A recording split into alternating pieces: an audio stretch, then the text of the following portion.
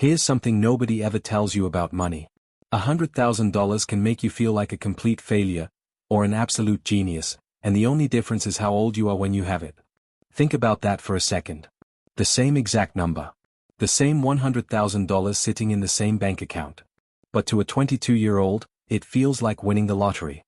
To a 45-year-old, it might feel like a quiet emergency. And to a 60-year-old? It might feel like everything is on the line. So the question isn't really, do you have $100,000? The real question is, what does that $100,000 actually mean right now, at your age, at this exact moment in your financial life? Because here's the thing most financial advice completely ignores. Money isn't just a number. It's a number that exists in time. And time changes everything. We live in a world obsessed with financial milestones. Save your first 1,000. Then 10,000. Then the big one, 6 figures. $100,000. There's almost a mythical status around it. You see it on finance forums, in YouTube comment sections, on Reddit threads. People asking, is this good? Or am I behind? Or should I be worried? And what's wild is that two people can look at the exact same $100,000 and walk away with completely different feelings. One person feels proud. The other feels panicked. Both of them are probably responding in a completely logical way, for their situation. The problem is that most financial advice treats money like it lives in a vacuum. Like there's a universal answer. Is $100,000 a lot of money? And the answer everyone wants to hear is a clean yes or no. But the truth is messier and more interesting than that. Because the value of $100,000 is completely tied to something most people don't think about, the concept of financial time. Let's walk through what $100,000 actually looks like at different stages of life, and why the same number means something completely different depending on when you're holding it. At age 22. You're fresh out of school. Maybe you've got student debt. Maybe you're in your first job. And somehow, through working, saving, maybe a little luck, you've stacked up $100,000. Here's the part that sounds like magic but is just math. If you leave that $100,000 completely alone, you don't add a single extra dollar, and it grows at an average annual return of about 8%, which is roughly what a broad market index fund has historically delivered over long periods. In 40 years, when you're 62, that $100,000 becomes roughly $2.1 million. You didn't touch it. You didn't stress about it. You just let time do its job. That's the power of compounding. And at 22, you have the one thing that makes compounding extraordinary, which is decades. $100,000 at 22 isn't really $100,000. It's a $2 million seed you're planting into the ground today. At age 35. You're in a different chapter now. Maybe you have a mortgage, a partner, kids or plans for kids. You've got more financial responsibilities and probably a better income than you did in your 20s. And you've managed to build up $100,000, maybe through saving, maybe an inheritance, maybe years of disciplined budgeting. Now you have about 27 to 30 years of real compounding runway left before a traditional retirement age. At 8%, that same $100,000 becomes around $700,000 to $900,000 by the time you're in your early 60s. Still incredible. Still a number that most people never see in their lifetime. But notice something. The gap between what 22-year-old you and 35-year-old you end up with isn't because one of you worked harder. It isn't because one of you was smarter about investing. It's purely because of time. 13 years of difference at the start cost you over $1 million at the end. This is the silent, invisible cost of waiting. Nobody sends you a bill.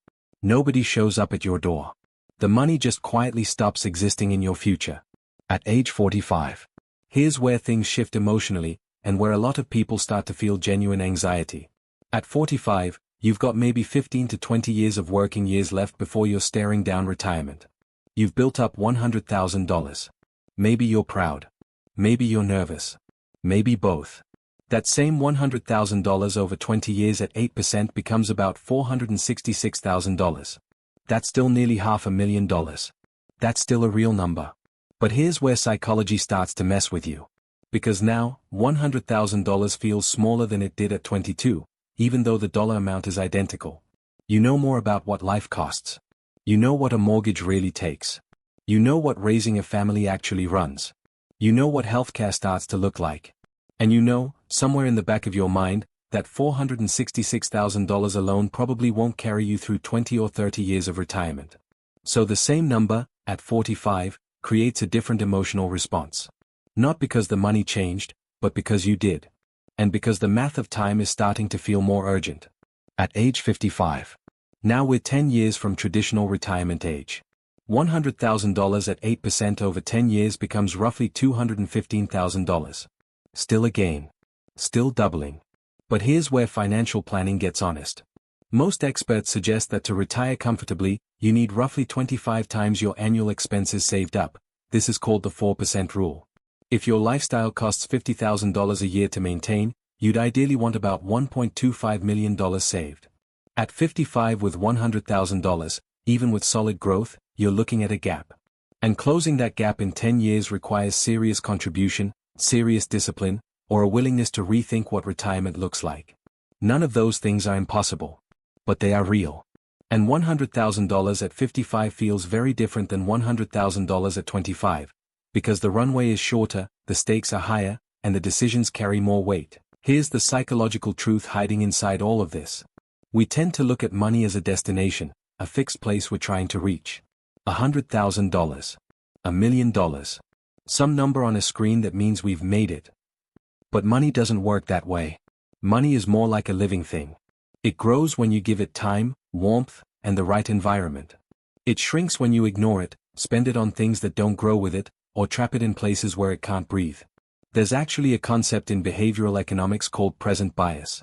It's our brain's natural tendency to value the things we can enjoy right now far more than the things we'll benefit from in the future. Scientists have studied this extensively. Our brains physically light up differently when we think about spending money today versus saving it for 20 years from now. So when a 25-year-old looks at $100,000 and thinks about leaving it untouched for 40 years, their brain doesn't feel excited, it feels deprived. That money is right there. A new car is right there. A vacation, a house upgrade, a lifestyle upgrade, all right there. And this is exactly why most people don't let money compound. Not because they don't understand the math. Most people, when you show them the chart, can see that $100,000 becomes $2 million. They get it intellectually. But emotionally, they can't quite bridge the gap between today's real feeling and a future reward that feels abstract and distant. This is also why $100,000 feels better as a milestone to someone who is 22 versus someone who is 45. It's not just about the math. It's about how much time you have to feel good about the decision you made. The younger you are, the more your money has a future. And psychologically, a future is deeply valuable. So what do you do with all of this? First, stop comparing your number to other people's numbers without accounting for age. Seeing a 30-year-old with $500,000 and a 50-year-old with $500,000 tells you almost nothing about who is doing better.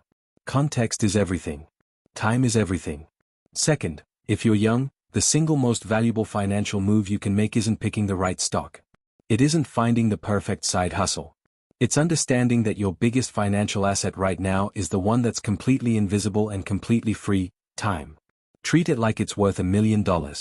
Because mathematically, it is. Third, if you're older, and you're looking at a number that feels smaller than you hoped, resist the urge to panic into bad decisions. The math of compounding still works at 45, at 50, at 55.